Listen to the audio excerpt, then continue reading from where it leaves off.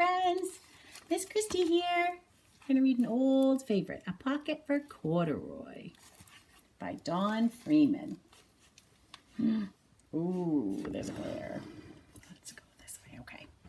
Late one summer afternoon, Lisa and her mother took their laundry to the laundromat. As always on such trips, Lisa carried along her toy bear Corduroy.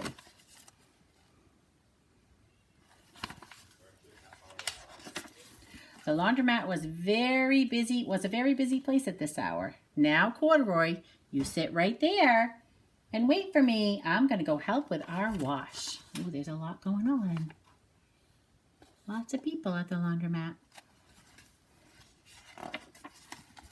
Corduroy waited patiently, then suddenly perked up his ears.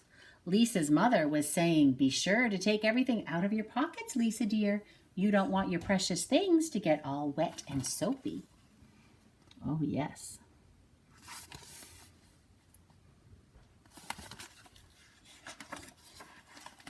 "Pockets?" said Corduroy to himself. "I don't have a pocket." He slid off his chair. "I must go find something to make a pocket out of," he said, and he began to look around. It is nice to have pockets. First, he came to a pile of fancy towels and washcloths, but nothing was the right size or color.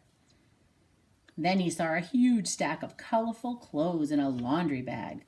"There ought to be something in there to make a pocket out of," he said. Oh, he's climbing in the bag. Without hesitating, he climbed inside the bag, which was filled with pieces of wet laundry. The dampness didn't bother Corduroy in the least.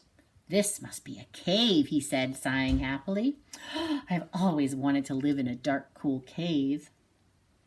When the time came for Lisa to fetch her bear, he was gone. "Oh, Mommy, Corduroy isn't here where I left him." "I'm sorry, honey," said her mom, "but the laundromat will be closing and we must be getting home." Oh no. Look at Lisa. She's so worried. Where could he be? Lisa was reluctant to leave without Corduroy, but her mother insisted. "You can come back tomorrow," she said. "I'm sure he will still be here." Reluctant, that's a pretty big word. That means she didn't really want to go. As they left, a young man wearing an artist beret was taking his wet laundry out of a bag, the very bag Corduroy had discovered. Before he knew it, Corduroy was being tossed together with sheets and shirts and shorts and slacks. Oh no, look at, see that her face? She really doesn't want to go. She's feeling reluctant to leave. And there goes Corduroy. Oh no, is he going to go in the dryer? He was being tossed inside the dryer. But just as the artist was shutting the glass door, Corduroy tumbled out onto the floor. "How in thunder did that bear ever get mixed up with all of my things?" the artist wondered. Poor Corduroy was damp all over. "The least I can do for him is give his overalls a good drying," said the man thoughtfully. He unbuttoned Corduroy's shoulder straps and put his overalls in the dryer. Thank goodness he fell out. Now he's got his clothes off.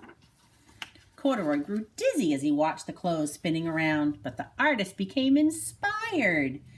"This would make a wonderful painting," he said as he took a sketch pad out of his pocket and began drawing the swirling colors. "I can hardly wait to get back to my studio." He was inspired. He thought, what a great picture this would be. Finally, the dryer stopped whirling and the man gathered up the clothes. Then he helped Corduroy put on his warm, dry overalls. All at once, the manager of the laundromat called, "Closing time, everybody out."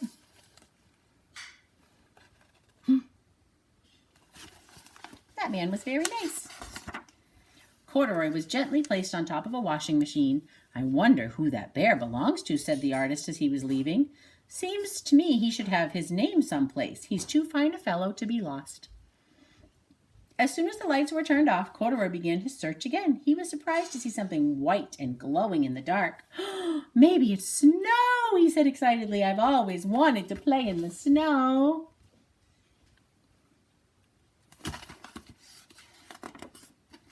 He accidentally tipped over the open-lidded box, and suddenly he was covered in soft, slippery soap flakes.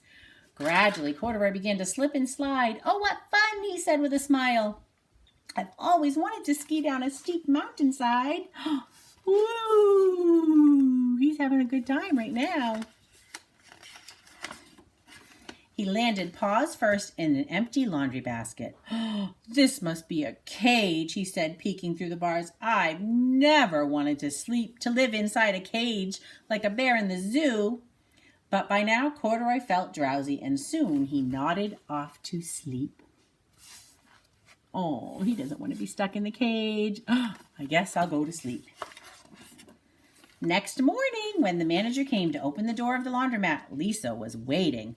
"I left something here yesterday," she explained. "May I look around?" "Certainly," said the manager. "My customers are always leaving things." Lisa was searching under the chairs and in back of the washing machines when she heard the manager call her. "Is this what you're looking for, señorita?"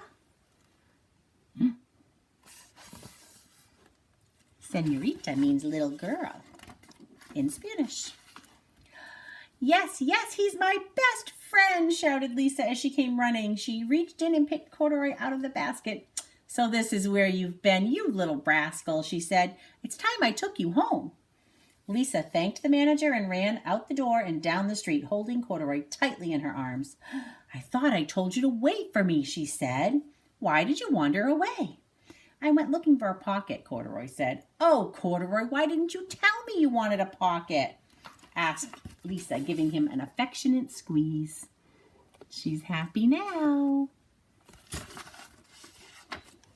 That very morning, Lisa sewed a pocket on Corduroy's overalls. "And here is a card I've made with your name on it for you to keep tucked inside," she said.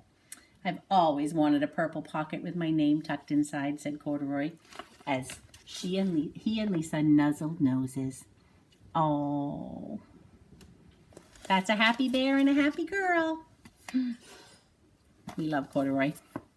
Bye, friends.